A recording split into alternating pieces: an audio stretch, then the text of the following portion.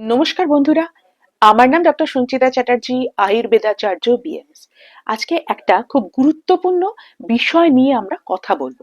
সেটা হচ্ছে অনেক সময় দেখা যায় যে কিছু কিছু মানুষের ক্ষেত্রে বাথরুমের মধ্যে কার্ডিয়াক অ্যারেস্ট বা হার্ট অ্যাটাক হবার একটা প্রবণতা থাকে। এবং সেক্ষেত্রে আমরা কেন কি কারণে এই প্রবণতা থাকে এবং এক্ষেত্রে আমরা কিভাবে সতর্কতা অবলম্বন করলে আমরা এই ধরনের বিপদকে এড়িয়ে যেতে পারবো সেই বিষয় নিয়ে আমরা আলোচনা করব। প্রথমত বলি যে বাথরুম হচ্ছে এমন একটা জায়গা যেটা আমরা কিন্তু সম্পূর্ণভাবে প্রাইভেসি মেনটেন করি।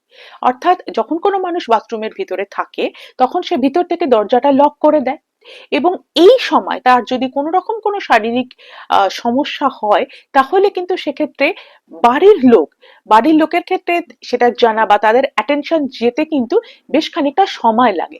তার কারণ সে বাথরুমের ভিতরে রয়েছে, বাড়ির লোকেরা বুঝতে পারছে না তার সঙ্গে কি ঘটে যাচ্ছে। এবং সেক্ষেত্রে এই হার্ট অ্যাটাক বা কার্ডিয়াক অ্যারেস্ট বা স্ট্রোক এগুলো কিন্তু মেডিকেল এমার্জেন্সি। যত দ্রুত ট্রিটমেন্ট শুরু করবেন বা সিপিআর দেওয়া হবে তত মানুষ সুস্থ হয়ে উঠতে পারবে।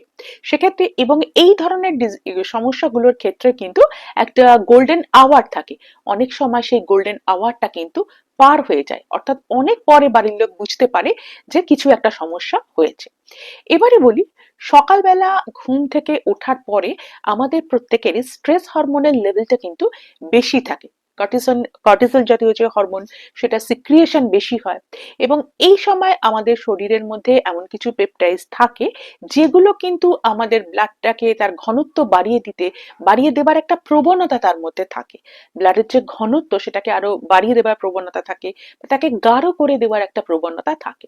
এবং সেই জন্যই কিন্তু সকালবেলা ঘুম থেকে উঠে কখনোই স্নান করবেন না। মিনিমাম ৮ থেকে ১ ঘন্টা সময় পরে স্নান করবেন। আর বয়স্ক মানুষের ক্ষেত্রে কখনোই সেটা করা উচিত না।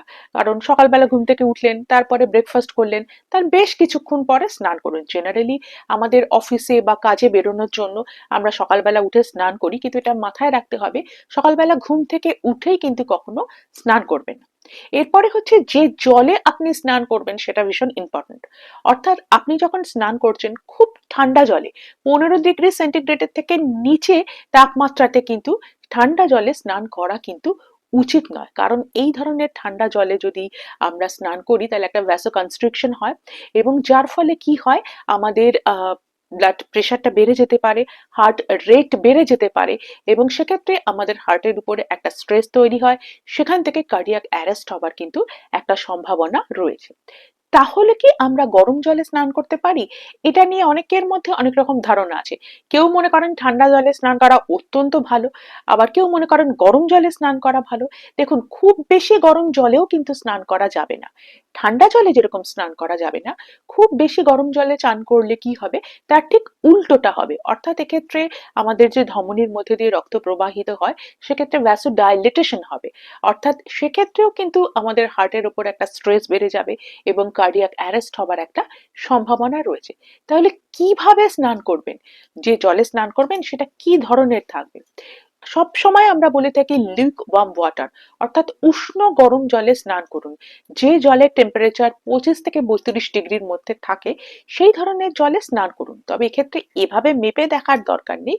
আপনি যদি দেখেন যে জলে আপনি স্নান করছেন সেই জলটা আপনি হাত দিয়ে স্পর্শ করতে পারছেন, উষ্ণ গরম জল, এই ধরনের জলে কিন্তু আপনি স্নান করবেন। এবং এক্ষেত্রে এই ধরনের ঠান্ডা জলে স্নান করলে বা এই গরম জলে স্নান করলে কিন্তু আমাদের বাথরুমে কার্ডিয়াক অ্যারেস্ট হবার একটা সম্ভাবনা থাকে। এরপরে বলবো, বাথরুমে যখন আমরা পটি করার জন্য যাই, অনেক সময় মানে যখন আমরা যাই তখন আমরা কি করি, আমরা শ্বাসটাকে ধরে রেখে পেটের উপরে প্রেসার বাড়াই এবং তার ফলে কি হয়, আমাদের বাড়িয়ে আমরা কি হয়, পটিটাকে বাইরে বের করি। এবং এই সময় কি, এটাকে আমাদের মেডিকেল টার্মে ভালসালভা ম্যানুভার বলা হচ্ছে।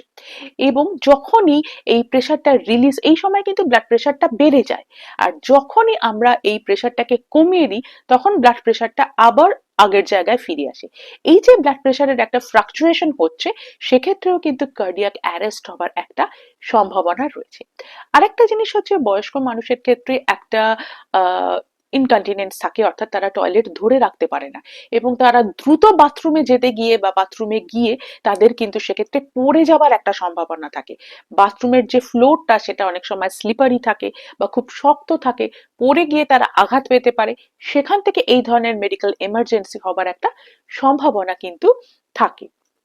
এবারে বলি, এই সমস্ত ক্ষেত্রে কি কি করলে আমরা এই সমস্যা থেকে বেরিয়ে আসতে পারবো বা এড়িয়ে যেতে পারবো। প্রথমত বলবো যে বাথরুমের ক্ষেত্রে বয়স্ক মানুষ যদি থাকে তাহলে তাকে বলবেন বাথরুমের ভেতর থেকে দরজাটা যেন লক করে না রাখে, এবং বাথরুমে যদি একটা অ্যালার্ম রাখা হয় তাহলে খুব ভালো হয়। তার কোনো রকম কোনো সমস্যা হলে সে অ্যালার্মটা বাজিয়ে দিলে বাড়ির লোকে অ্যালার্ট হয়ে যায়।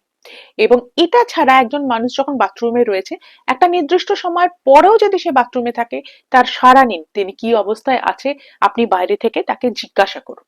দ্বিতীয়ত, বয়স্ক মানুষ যখন বাথরুমের মধ্যে স্নান করবেন, খুব ভালো হয় যদি একটা চেয়ার রেখে দেন এবং তাতে বসে বসে আপনি স্নান করুন। আর একটা জিনিস হচ্ছে, বাথরুমের ফ্লোরটা যাতে স্লিপারি না হয়, পর্যাপ্ত পরিমাণে আলো থাকে, বাথরুমটা যাতে ঘরের কাছে থাকে। বয়স্ক মানুষের ক্ষেত্রে অনেক সময় কি হয়, সন্ধে 6টার পরে জলের পরিমাণটা একটু লিমিট করে দেওয়া হয়, কারণ রাত্রিবেলা বারে বারে তাকে বাথরুমে যেতে হতে পারে এবং রাত্রিবেলা যেহেতু সবাই ঘুমিয়ে থাকে তখন তার দিকে মানুষের অ্যাটেনশনটা যাবে না, এটা একটু খেয়াল রাখতে হবে।